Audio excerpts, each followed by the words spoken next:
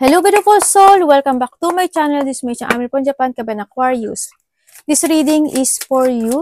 Maraming salamat muna. June 1 to 15. Maraming salamat muna sa mga subscriber, new subscriber, cross-watcher, at sa mga bagong pasok dyan. Welcome na welcome kayo sa bahay ni Ate Aimee. Salamat sa nakataba ng puso ninyong mga comments at sa mga nagpa-personal reading. Marami pong salamat. Kung gusto nyo na energy nyo lang talaga, ang gusto nyo makuha natin, all the details para sa personal reading ay nasa ibaba ng video na ito. This is a general reading. Kunin mo lang ang sayo at itapon ang hindi naman sayo. Maaring vice versa, energy mo, energy ng person mo, o energy ng malapit sa puso mo. Nangyayari, or mangyayari pa lang. Use your own intuition, lawakan natin ang ating isipan. This is a energy reading, ano man ang gender mo, ano man ang edad mo, ipasok mo ang energy mo. Ipasok mo energy mo, diba yan? Yun. Tandaan nyo, kayo pa rin na makapagpapabago ng inyong buhay. I'm only the guidance. Okay. June 2025 is meron tayong 15 portal. May mga a little bit of chaotic sa iba. May mga chaotic situation. Ito yung magiging super active or need to take it action, may mga bagay na ganun, no? And syempre, for the 4th of June is Venus in Aries. Ito yung sextile Jupiter in Gemini. Ibig sabihin, this is a lucky break sa iba sa inyo. 1, 2, 3. Okay, sakto. Ito yung mga lucky break.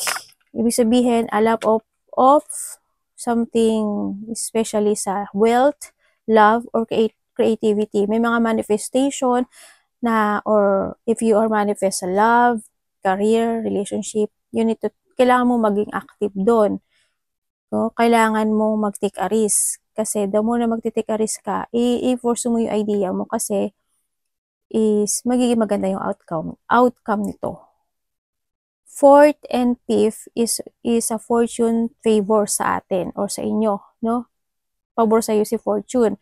Kung may mga feelings ka na gusto mong i-express yung nararamdaman mo sa isang tao, is express mo. Ganun. Sabihin mo, miss kita, gusto kita, ganyan. O kaya kung ano man yung mga gusto mo sabihin sa kanya.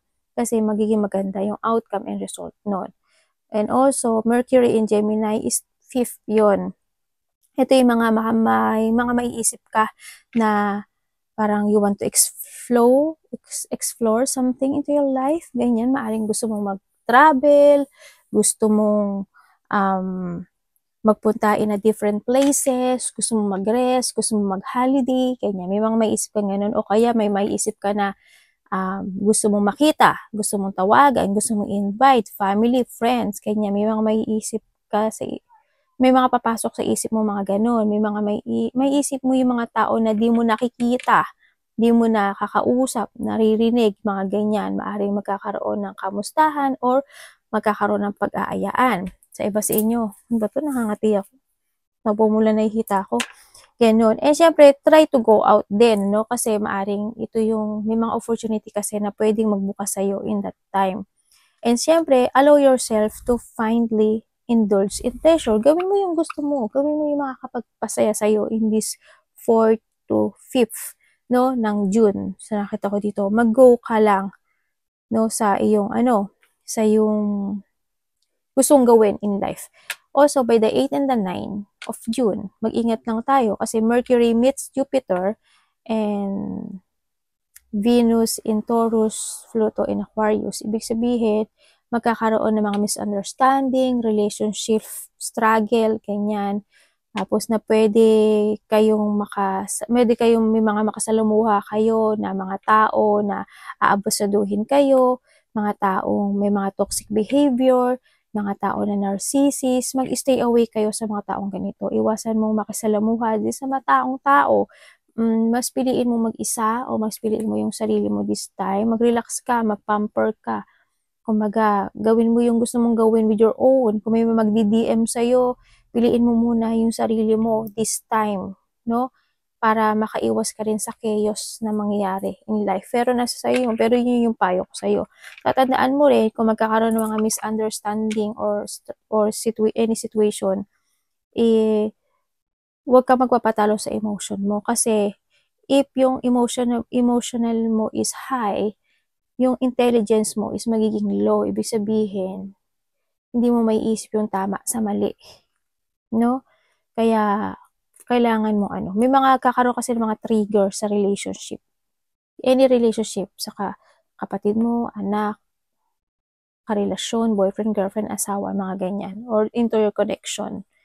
Yan. Or magkakaroon ng also communication. Ganun din. Siyempre, when Mercury meets in Jupiter, ibig sabihin din is ito yung time na, ito rin kasi yung time na, parang, time na yung genius download it comes sa sarili mo. Ibig sabihin, mag-meditate ka, mag-pray ka, practice, anything na you want to practice about sa sarili mo. Download and sit and think. Ibig sabihin, saan ba ako? Sa left ba ako? Sa right ba ako? And then yung iba sa inyo, mada-download mo kasi yung message ng universe. And also, iba sa inyo, ipaparating ito sa inyo when it comes sa dreams. Kaya maglagay kayo ng pen and papers sa sa tabi ng higaan nyo. Kasi, pagka iba sa inyo kasi maaaring maalala niyo yung dreams niyo eh. Pagising at pagmulat ng mata niyo pala, isulat niyo na. Kasi, in a minutes pala makakalimutan mo na yung dreams mo. Pag hindi mo na isulat ka agad. Yun. And syempre, full moon, June 11 is a full moon in Sagittarius. Ibig sabihin, this is a time na iyong break free. Diba? Ibig sabihin, kung you are stuck in a situation in the past, may mga sitwasyon na hindi natapos, may mga sitwasyon na hindi naging good, kailangan mo i-cut yung cord na yun. No? Kumbaga, may mga bagay na di ka na-enjoy, may mga daily task ka na ginagawa, kumbaga ginagawa mo, pero kahit ayaw mo, yun, need to cut yun, yung job, relationship, or something environment, kasi ito yung break free time na dapat mangyari sa'yo. Kumbaga, ito yung amplified emotions. 9, 10, 11, 12, 13. Haba nun, di ba? Ito yung time na pinakamalakas yung magiging emotions mo. Ganyan. Kaya may mga dapat kang i-cut sa buhay mo. Tapusin sa buhay mo. Baguhin sa buhay mo. No? And then, may mga bagay na kailangan mo. Ano ba yung mga dapat mong gawin? Siguro, try to explore. Mag-book ka, mag-go out ka, expand your horizon, increase yourself. Paano mo gagawin? Lumabas ka, makisalamuha ka sa mga tao, friends, travel, mga bagay na di mo pa nagawa, dati gawin mo. Diba? Para ma-refresh ka. Magbigay ka ng space sa sarili mo para mas maraming blessing ang dumating sa'yo. Kumbaga, andun din yung do something and you will find some opportunity in that time. Ito rin yung time na may mga more on bonding times when it comes to your loved ones, when it comes to a relationship, no? Magiging mabait ang bawat isa, no? Sa paligid mo, yung karelasyon mo, yan. Bawat isa, may mga surprises, ganyan. There's a romance, andito rin yung, So, more of, may mga surprises situation, no? Sa nakita ko. Kaya nga ang June is, di ba, marami nagpapakasal sa June. Kasi, this is a month of love, kumbaga. Yun. Pero, mag-ingat kayo with the June 15 kasi Mars in Leo, Uranus in Taurus. Ibig sabihin, this is a warning day. 15, tandaan nyo, 15, warning day yan. Ibig sabihin, huwag kang maging impulsive. Huwag kang pabigla-bigla ng mga bagay-bagay. Kasi it will bring you danger or anger. Please take a pause. Pag-isipan mo munang maigi. Yung mga didesisyonan mo, aaksyonan mo, ganyan. Yung kilos mo, pananalita mo. Pag-isipan mo munang maigi kasi magiging hindi maganda yung result nitong 5th of June. No? Magiging danger. Halimbawa, may lakad ka. Pero hindi mo na pag-isipan, pabigla-bigla ka. Diba? Maaring medyo hindi maging maganda. Ganyan. Pag-isipan mo muna maigi. Halimbawa, may bibilin ka. May gusto kang bilhin. Pero in that day naman, 15, hindi mo naman kailangan bilhin yun eh. Kumbaga, pwede mo na kinabukasan, di ba? Kumbaga, in that day, manahimik ka. Manahimik ka. Basta mag-ingat na lang kayo, ha? Mag-ingat kayo. Congratulations kasi there's a happiness situation. Maaaring may mga celebration or feeling happy this month. 1 to 15, may mga ganyan. Good advice from a wise person. May magbibigay sa'yo ng advice or you giving advice. Dealing or relationship with an older woman. Maaaring mas matanda sa'yo or nanay mo, kapatid mo, or tiyahin mo. Or maybe this is you. No? Yan. And time to go out and have fun. Ibig sabihin, if there is a happiness, you will enjoy the fruit of your labor. Ibig sabihin, merong mga travel talaga iba, no? Kasi iba dito is magkakaroon daw kayo ng thinking when it comes to a travel. Ibig sabihin, may mga pag-iisip talaga na with the, oo, meron. May mga travel situation. Iba dito kasi is mas may isip mo na mag-holiday, mag-rest, ganyan. May mga may isip kang ganun na bagay-bagay. Baka ito yun, no? May mga exploration ka na gagawin. New opportunities, possibilities, and path opening up. Uy, merong magbubukas sa'yo. Ito na yung iba sa inyo is opportunity to. Siguro may gagawin kang opportunity, ganyan. Or may mga idea, situation ka, ganyan. You will be receiving or giving a precious gift. Uy, makaka-receive ka daw ng gift or ikaw ang magbibigay ng gift. Tingnan natin ang energy mo. Dahil makaka-receive ka ng diamond, alahas, diba? Flower, or ikaw ang bibigay. O pagmamahal.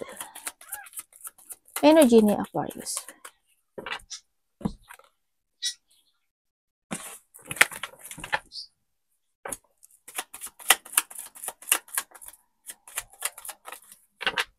Ang energy mo, happy. Nandito talaga si happiness, no?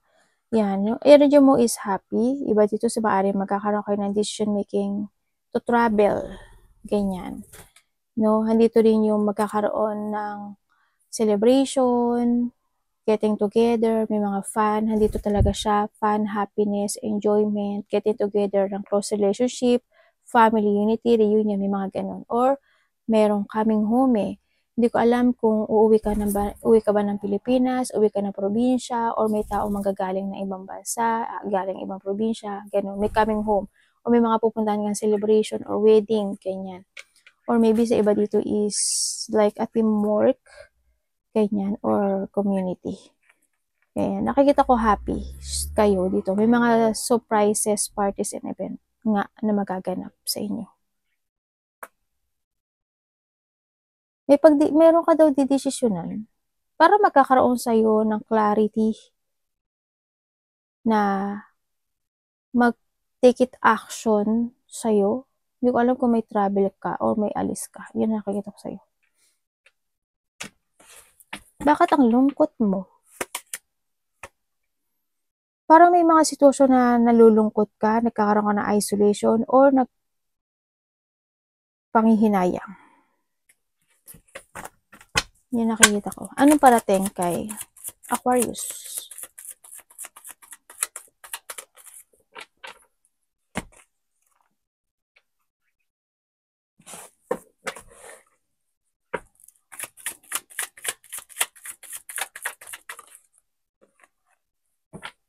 Ano po ito, universe?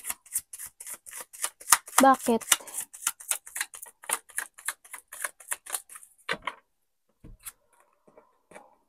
Okay. May sort.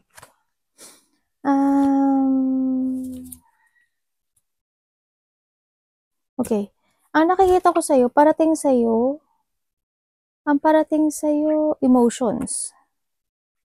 Yun. Kasi magkakaroon ka na pagdadalawang isip sa isang bagay. Para may mga indecision situation. Pwede kang malito. Ganyan. No? Or pwede ka magkaroon ng self-doubt sa tatahakin mo, sa plano mo. Ganyan. Also, ang parating din is may mga cancel and delay eh. Ang ako nakikita sa iyo eh. Kaya medyo magiging emotional ka ata. And then also is nabibing held back ka. Parang hindi ka makapagdesisyon sa isang bagay o isang sitwasyon mo sa buhay mo. Yun ang nakikita ko sa'yo. Parang nalulungkot ka. Ang nakikita ko nga sa'yo, may mga unexpected blow of emotion happen sa'yo. Siguro makakaramdam ka ng pain, disappointment, intense, deep hurt, mga ganyan. May mga sorrow, sadness, trauma, something loss, ako nakikita. Or andun din yung lungkot o iyak, or maybe iba sa inyo, malaki man o maliit yan, conflict, ganun. Sana hindi lahat. No? O maaari din na malito ka lang, malungkot ka lang, ma-depress ka lang, or something separation happen. Or andun lang yung sitwasyon na may i-remove sa'yo, magkakaroon ng kanya-kanyang path, mga ganun, sa iba sa inyo. Or andito yung situation na, paano mo lang sa'yo dito yung feeling na hopeless sa isang bagay o sa isang situation mo. Andun yung hurt, kumbaga, no? Hope, wala. Hope, siyempre. May mga bagay o sitwasyon na, nagtitiis, nagtitimpi ka. Kaya sa nakikita ko dito. And another, or magtitimpi ka, or another message. Another message?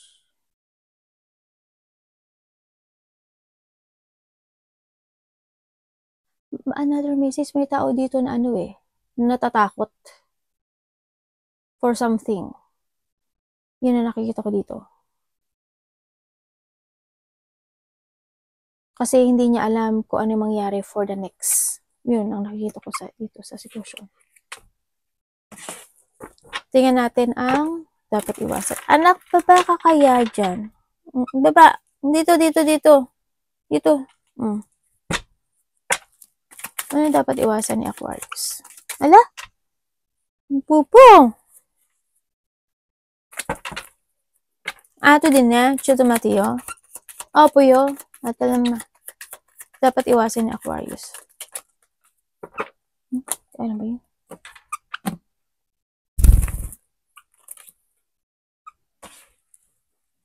Naglabasan niya ang anak ko. Bakit po universe? Ano pong ibig mo sabihin? Okay, dapat mong iwasan. Iwasan mo yung mahangka sa sitwasyon mo. Ganyan. Iwasan mo yung maghintay na hindi ka mag-a-action. Iwasan mo na dumating lang yung isang miracle o yung bahala na situation. Iwasan mo yon. Iwasan mo rin na mapanghinaan ng loob. Ganyan. Malack of confidence. Iwasan mo yung hindi ka maging stable and not focus into your future. Iwasan mo yung hindi mo kaya. Diba? Hindi mo kaya mag-isa. Hindi mo kaya to. Hindi ko kaya yun. Mga ganun. Or iwasan mo yung not to sacrifice o hindi ka magsakripisyo sa isang bagay o sa isang sitwasyon ng napanimula sa buhay mo. Na gusto mo nang simulan o panimula. May mga bagay, iwasan mo na hindi ka mag-take it action or magkaroon ka ng unclear thinking or decision making. Iwasan mo yun. Siyempre, kung may mga bagay o may mga manifestation or desire ka na gusto mong mangyari into your life, kailangan mo mag-action dito. Kasi wala naman totally miracle As long as hindi ka mag-action, gagabayan ka. Diba? Kung hindi ka mag-action, walang mangyayari. Pagbabago in life. You need to sacrifice. Kailangan sa'yo is magkaroon ng mga bagong plan. Saka syempre iwasan mo din yung pagkakaroon ng mataas na pride. Medyo lang. Siguro in a good way, no? Alam ko naman na hindi kayo ganun. Maaring iba meron. Tsaka magkaroon ng insecurity. Ganyan, ma-insecure or magkaroon ng insecurity sa ibang tao. Ganyan. Tingnan natin ang love. Love is sa lahat, kapatid, anak, magulang, karelasyon, kaibigan, kasama sa trabaho, or sarili. Kamusta ang love ni Aquarius?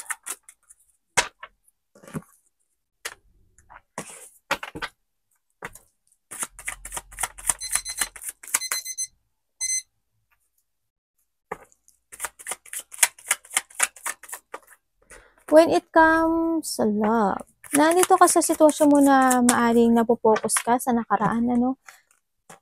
Yun, maaring naalala mo pa rin yung nakaraan na na naging masakit sa'yo, na maaring pinagtaksilan ka, ganyan. Na mga pinagsisihan mo, na nagkaroon ng mga deep wound, nagkaroon ng mga deep unhappiness, maaring naalala mo yun. Na-focus iba dito sa nakaraan. Mga naalala mo na siguro ginamit ka lang niya, ganyan, niloko ka niya, may mga ganun sitwasyon. Kaya nagkaroon na ng hiwalayan dito. No? Sa nakita ko dito. Andun yung situation na pinipilit mong maging matatag this time. For being alone. No? Pinipilit mong maging matatag pero handun pa rin yung gumugulo at parang nagiging bangungot sa'yo yung nakaraan. Alam mo yun? Yun ang nakikita ko sa'yo. Dito. Kung may parating. Pero unti-unti ka naman nakaka-move on kahit pa paano.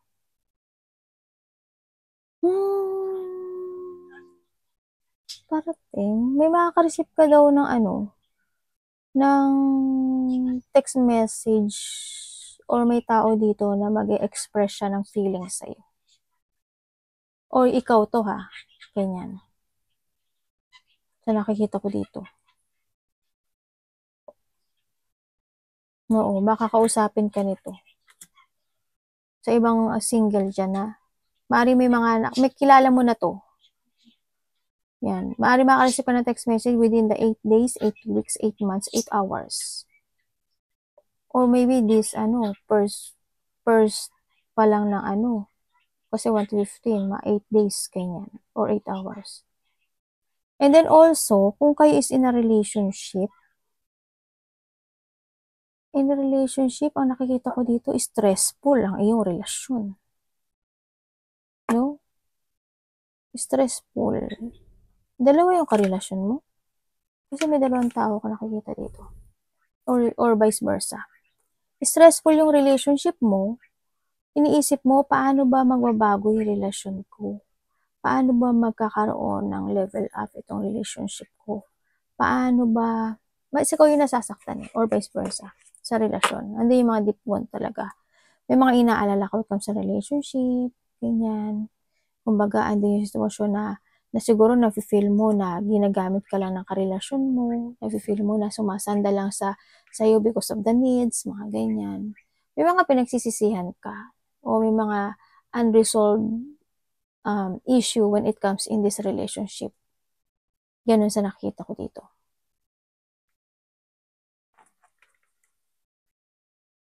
Diba dito nag-aalala kayo sa pera niyo? Parang nahihirapan kang another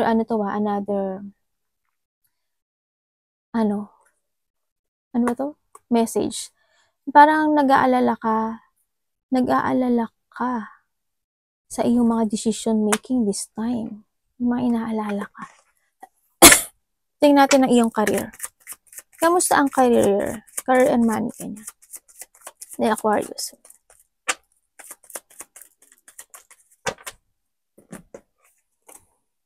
May mga inaalala ka dito ng mga bagay-bagay. Siguro mga anak mo, mga taong mahalaga sa'yo. Ganyan. It comes to your career.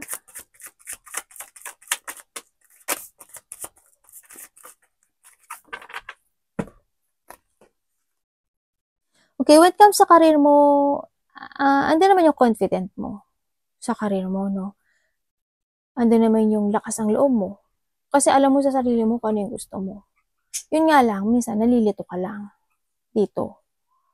Kasi may mga gusto kang umpisahan, may mga layunin naman ako nakikita sa iyo dito, sa iyo, no? Kaso may pagkalito lang. Siguro may mga naka-alignment siguro na gusto mong gawin sa buhay mo. Ganun. Halimbawa, gusto mo ng bagong trabaho, gusto mo ng bagong career. Medyo nalilito ka, dapat ba, hindi ba dapat? magiging good ba? Magsa-success ba? May mga ganung sitwasyon. O kaya naman is may mga gusto mong tahakin na career na iba. Ganun din, no? Na parang hirap ka. Halimbawa, kung gusto mo mag-business, maring kulang pa yung income mo. Hindi pa ganun kasapat. Maring ganun, kailangan pang pag-ipunan. May mga ganung sitwasyon ako nakikita sa'yo. Hindi ka pa makapag-desisyon, kumbaga dito. Pero hindi naman yung confident mo. Kaya mo naman eh. Kaya mo. Kaya mo kasi, kumbaga, andun yung attraction mo. Kahit na mag-umpisa ka ng panibagong trabaho or career in life, andun yung attraction mo sa mga tao eh. Andun yung kaya mo silang i-handle o kaya mo silang pagtipon-tipunin or kaya mo silang makasundo. Kasi andun yung fashion mo when it comes sa mga tao. Kaya mo makipagsalamuha at makipagsabayan. Maano ka, smart, kumbaga. Ganun. Tingnan natin ang iyong health. Kumbaga, nasa sayo na lang yung susi na to, no? Kung gusto mo talaga ng pagbabago into your life. Kasi dito si kumbaga, andun pa rin may konting blockage, kumbaga. No? Kumbaga, ito yung pagtahak mo. May mga gusto kang tahakin na hindi ka pa makapag-desisyon this time. May mga gusto kang desisyon na hindi mo, nalilito ka. Kukuha ako na ibang message, ha.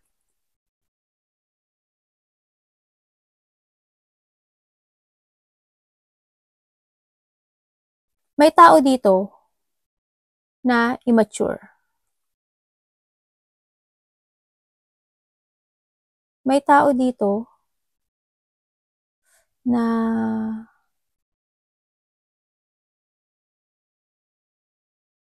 parang may problema siya sa pera. Hindi ko alam kung may tutulungan ka o may taong hihingi sa'yo ng tulong. Pero mag-ingat ka pa rin, mag-trust ka sa intuition mo kasi hindi ka mag-trust sa intuition mo dito kasi may nakikita rin ako dito na may tao na may hidden agenda or may hidden motive sa'yo. Health.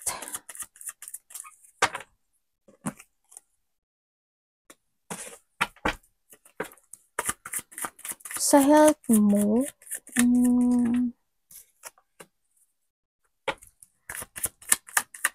siguro andun yung, okay. When it comes sa health, andito yung sitwasyon na may mga bad habit ka siguro.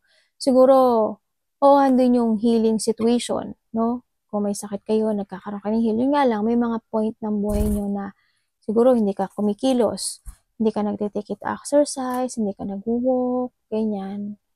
Maaring panay ka lang na upo, o kaya may mga ginagawa ka pero hindi pa sapat, no, to heal. Kung may mga issue ka sa health mo, sa nakikita ko dito. Kasi it's more on stagnant ka sa health mo. Ang nakikita ko dito, hindi ko pa nakikita na totally heal ang meron sa'yo. No? Oo, pinag-iisipan mo yung mga kinakain mo. No? Nagkakaroon ka naman ng mga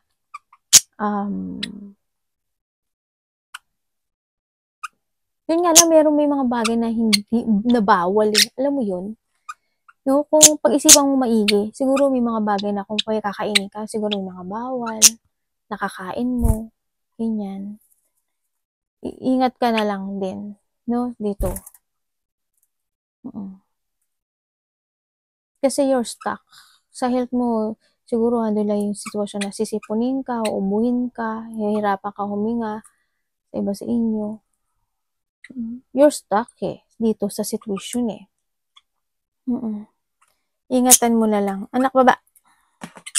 Yung iyong health. Ala, may pubo. Hindi, baba. Tingnan natin ang advice. Kung may mga bagay na dapat mo i-change sa health mo, ha?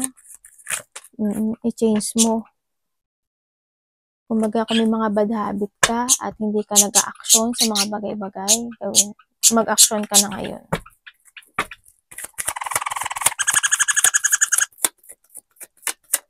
Advice. Dito anak, sandali lang. Hindi pa tapos si mami. Mada-mada yun. Ay, baluga! Okay, advice is sinasabi dito, uy, chariot and chariot, oh.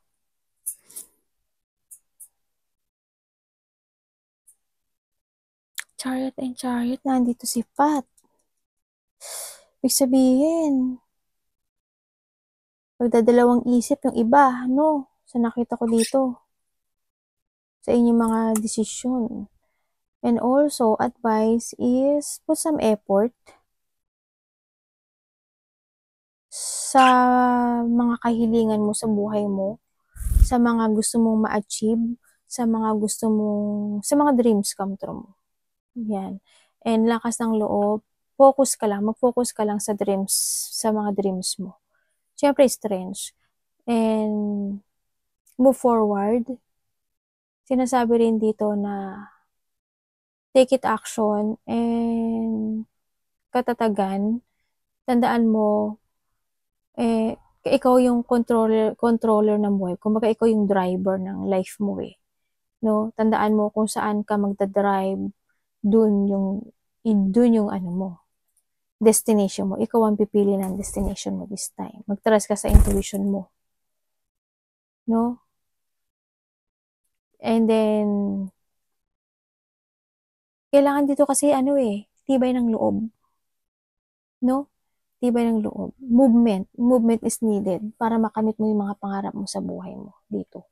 Hindi naman masama na mag-isa ka, 'di ba? Kung makakamit mo naman yung direction mo, yung pangarap mo, kamtin mo yung pangarap mo dito. Focus to your target dito sa nakikita ko dito. And syempre, fly high, may travel kayo? Fly high. Ibig sabihin, dito. Gawin mo yung mga gusto mo, yung ikasisiya mo, yung pangarap mo. Diba? Kamtin mo dito. Yan. Follow your heart in a good way. Follow your idea. Arigatou namaste, God bless.